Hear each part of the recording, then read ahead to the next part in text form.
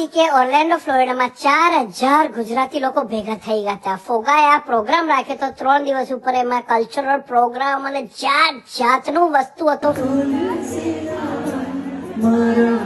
અને એટલા બધા લોકોએ ગરબા ગયા જવા દેવા છે. સવારના પોરમાં ગરમ ગરમ જલેબી, ફાફડા અને kitty party, chess tournament, movie, show, breakfast, lunch, dinner બધું $200 4 દિવસ માટે.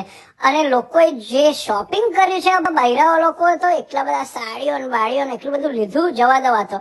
અને પછી લેગો હતો અને લોકોએ રંગોલી એટલી બધી કરી. રંગોલી હતી લોકો આ બેન ખબર નહીં મારા જેવા છે, બટરફ્લાય છે કે ઓમ છે ખબર ના પડી, પણ જવા દો.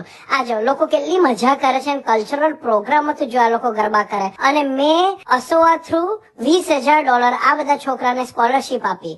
બહુ બધું નવું જોવાનું મળ્યું તે. અને ખાવાનું તો જો દાળ ભાત શાક લાડવા રાયતું ગરમ ગરમ દરરોજ મળે. અને પછી ફેશન શો હતા જો. અને પછી બૈરાઓ આ લોબીમાં પત્તા રમે, બધા જ મજા કરે. અને રાતના દરરોજ કલ્ચરલ પ્રોગ્રામ હતો. બોલીવુડ માંથી ને ગાનારો આવ્યા હતા. લોકો એટલી બધી મજા કરી. બધા ગુજરાતીઓ ભેગા થઈ.